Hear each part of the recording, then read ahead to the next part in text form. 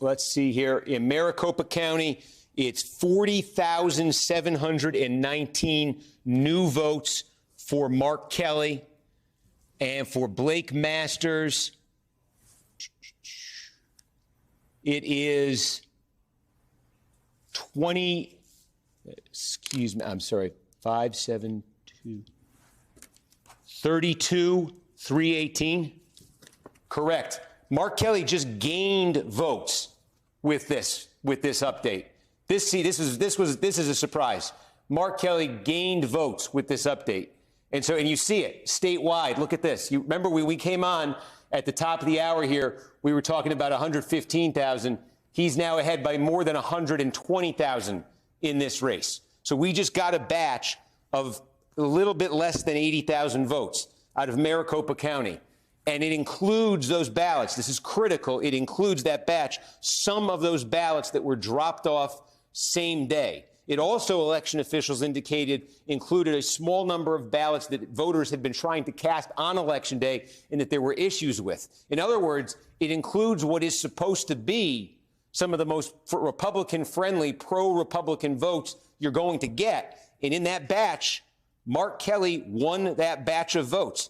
He got 40,719. Blake Masters got 32,318. So that is not the kind of movement Republicans wanted to see. There are still more of those same-day drop-offs, but Republicans are, again, have been banking on this being what's going to cut that deficit. Instead, nearly 80,000 more votes just came in, and Mark Kelly has extended his lead statewide in this. Now let's take a look.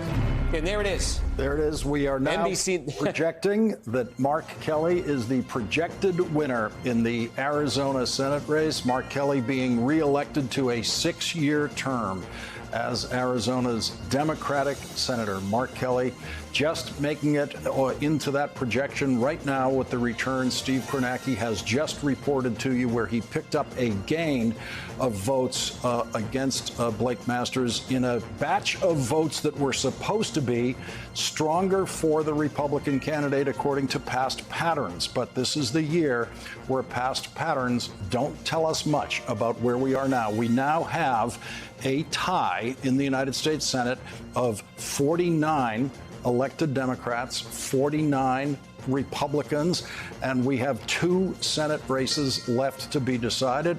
In Nevada, we have the Senate race where they're still counting votes tonight, and on December 6th in the state of Georgia will be the final Senate race decided, where Senator Raphael Warnock is running for re-election against Herschel Walker. Attention will soon be turning now to Nevada, especially tonight with more numbers coming in there.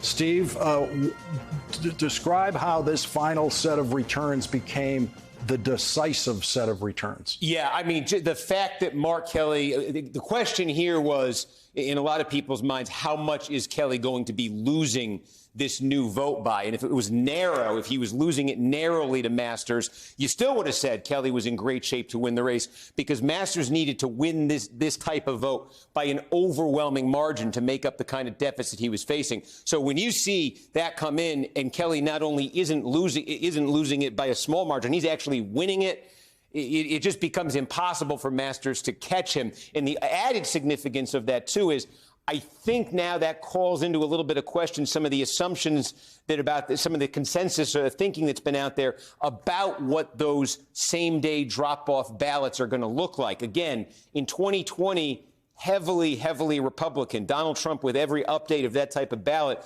was making gains on Joe Biden. He ended up nearly winning. Trump did Arizona. The final deficit was 9,700 votes because he kept winning those updates of the same-day drop-off ballots. This is not what you just saw, is not what you were seeing in 2020. It's much closer to what you saw in 2018 when that type of ballot favored the Democrat. And that's critical because not only does that give Mark Kelly the victory in the Senate race, I think it now raises the question of whether Katie Hobbs in the governor's race might be able to hold on against Kari Lake. Because, again, Lake has been running so much closer than Masters, and Lake has been counting on that big batch of same-day drop-off votes in Maricopa County for her facing the kind of deficit she's facing, it wouldn't have to be overwhelmingly Republican to catch Hobbs. It would just have to be sort of Republican by a relatively small amount.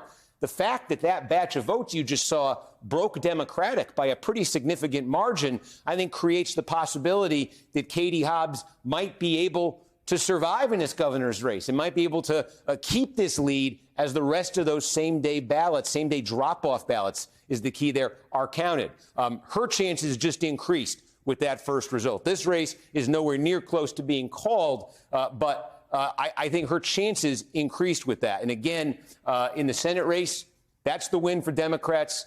Look statewide what that does. He's up nearly 6 points now, Mark Kelly is, statewide. And all attention now shifts. I'm looking at this. In 47 minutes or so, we are expecting 20,000 votes to be released from Washoe County. Could those be the 20,000 votes that put Democrat Catherine Cortez Masto in front of Adam Laxalt for good in that Senate race? That is a distinct possibility. And if she does end up winning that Senate race, as we say, that is Senate control for Democrats. Steve, quickly on the governor's race, how did that new batch of voters split on the governor's race in Arizona? What does it tell us? Yeah.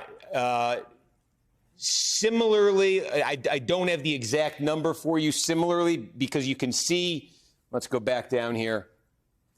No, I'm going to turn this off to do that. Let's go back down to Arizona and show you the governor's race. That what you can see is that Hobbs increased her margin. Remember, that was inside of 30,000 when we were looking at it. So again, they broke Democratic. She's been running, as you can see, a couple points behind the pace that's set by Kelly. But what's critical for Hobbs there is rather than her lead statewide over Lake coming down, it went up. And so that indicates, again, she won more of those votes that were just released out of Maricopa County than Lake did. And Lake is counting on carrying that final batch of votes in Maricopa County. And again, I said, based on the assumption, based on what happened in 2020, there's been some reason to suspect that maybe this would be a Republican-flavored vote.